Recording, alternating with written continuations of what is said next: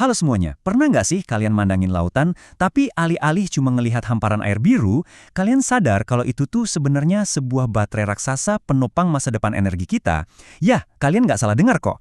Lautan dunia itu pada dasarnya adalah baterai thermal dan kinetik supermasif yang terus-menerus diisi ulang sama alam. Dia tuh cuma nunggu buat kita manfaatin. Potensinya bener-bener luar biasa, sampai-sampai teknologi ini punya peran sangat krusial buat ngubah cara kita ngadepin krisis energi global selamanya. 3 juta. Coba deh resapi angka itu bentar. 3 juta itu adalah rata-rata jumlah ombak yang pecah di satu garis pantai manapun di seluruh dunia setiap tahunnya. Bayangin energi mekanis raksasa yang dilepasin terus-menerus siang dan malam, tanpa henti. Ini benar-benar unjuk kekuatan dari sebuah potensi masif yang belum tersentuh. Padahal letaknya ada tepat di depan mata kita, atau lebih tepatnya di tepi pantai kita sendiri. Nah, untuk ngebongkar semua rahasia ini, hari ini kita bakal bahas 5 poin utama. Kekuatan tersembunyi laut, konversi energi termal laut atau OTEK, menangkap tenaga ombak, memanfaatkan gaya pasang surut, dan terakhir, tantangan teknik ke depan. Yuk kita mulai. Oke, kita langsung masuk ke bagian pertama, kekuatan tersembunyi laut. Intinya, begini. Lautan kita itu ibaratnya menyimpan tenaga di dalam 3 mesin raksasa yang cara kerjanya beda banget. Pertama, ada energi termal dari panas matahari yang menghangatkan permukaan air. Kedua, energi ombak yang digerakkan sama angin permukaan yang bergejolak. Dan yang ketiga, ini agak kosmik sifatnya, energi pasang surut yang ditarik sama gravitasi bulan dan matahari. 3 mesin ini kerja barengan, tanpa henti. Lanjut ke bagian 2, kita bakal fokus ke mesin pertama, konversi energi termal laut atau yang biasa disingkat OTEC. Coba bayangin lautan itu sebagai mesin pemanas raksasa. Secara termodinamika, prinsipnya persis banget kayak fisika yang ngegerakin mesin mobil kalian. Sistem OTC ini pakai air permukaan laut yang hangat sebagai sumber panasnya, dan air laut dalam yang super dingin sebagai penyerap panas atau heatsink. Jadi, daripada kita bakar bahan bakar fosil, mesin raksasa ini ditenagai murni cuma pakai perbedaan suhu air laut. Nah, dari mana datangnya daya itu? Kuncinya ada di angka 24 derajat Celcius ini.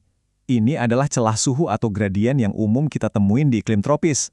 Di permukaan laut kayak di Hawaii, suhu air bisa nyentuh 28 derajat. Tapi, kalau kita turun sekitar 1 km aja ke bawah, suhunya anjlok jadi cuma 4 derajat Celcius. Perbedaan 24 derajat inilah yang nentuin efisiensi teoritis maksimum kita, atau yang di dunia termodinamika dikenal sebagai efisiensi Carnot. Terus, gimana cara insinyur meretas perbedaan suhu ini?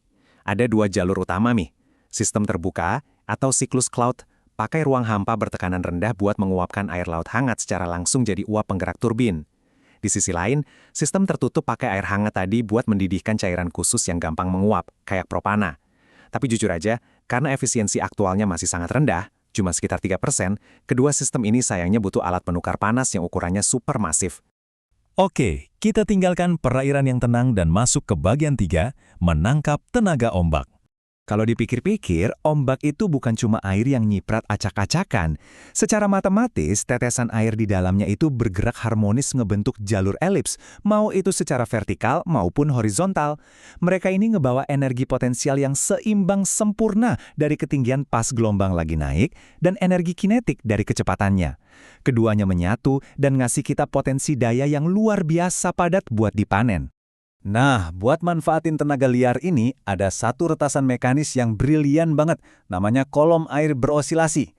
Daripada biarin air laut yang korosif itu langsung ngehantam dan ngerusak turbin, sistem ini tuh kerjanya malah kayak paru-paru raksasa yang lagi bernapas. Pas ombak masuk ke bilik beton, udara di dalamnya kedorong naik dan muter turbin. Terus, pas ombaknya surut, air mundur dan nyedot udaranya balik, muter turbin khusus itu sekali lagi. Jenius kan? Buat visualisasinya, coba lihat prototipe teknologi Wavestar yang lagi diuji di Denmark ini. Keren banget, pelampung selam raksasa ini literally naik turun nunggangin ombak setinggi 6 meter. Gerakan naik turun yang stabil inilah yang kemudian mempompa tekanan ke sistem hidrolik secara langsung buat ngasilin listrik. Ini bukti nyata betapa canggihnya rekayasa kelautan kita saat ini. Tapi, disinilah kita ketemu sama paradoks terbesarnya. Setuju kan kalau energi dari ombak ini 100% gratis dan melimpah? Sayangnya, para insinyur harus bikin struktur super raksasa yang bisa nahan gempuran lingkungan laut yang paling keras dan korosif di bumi. Alatnya nggak boleh gampang hancur, tapi juga nggak boleh bikin perusahaannya bangkrut gara-gara biaya pembangunannya yang membengkak. Benar-benar tantangan yang berat. Sekarang kita alihkan pandangan ke bulan untuk bagian 4, memanfaatkan gaya pasang surut. Kalau ngomongin pasang surut, konsepnya tuh pada dasarnya cuma ngegedein skala bendungan air yang udah sering kita lihat. Bedanya wadok raksasa di pesisir ini nggak ngandelin curah hujan yang kadang turun kadang nggak. Volume airnya benar-benar dikendaliin secara mutlak sama pergerakan bulan. Jadwalnya super akurat dan bisa diprediksi, yaitu tepat setiap 24 jam dan 50 menit. Dan tahukah kalian berapa potensinya? 1,5 juta megawatt.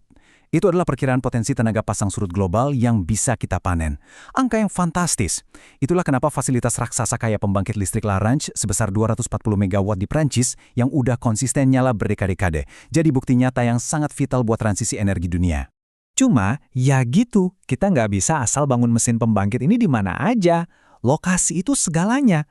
OTEK itu mutlak butuh perairan tropis dengan beda suhu yang ekstrim, kayak di Hawaii. Buat energi ombak, kita butuh laut terbuka dengan angin kencang macam di pesisir Skotlandia. Nah, kalau pasang surut, dia butuh bentuk pantai khusus yang beda air pasang dan surutnya tinggi banget. Contohnya di Teluk Fundy.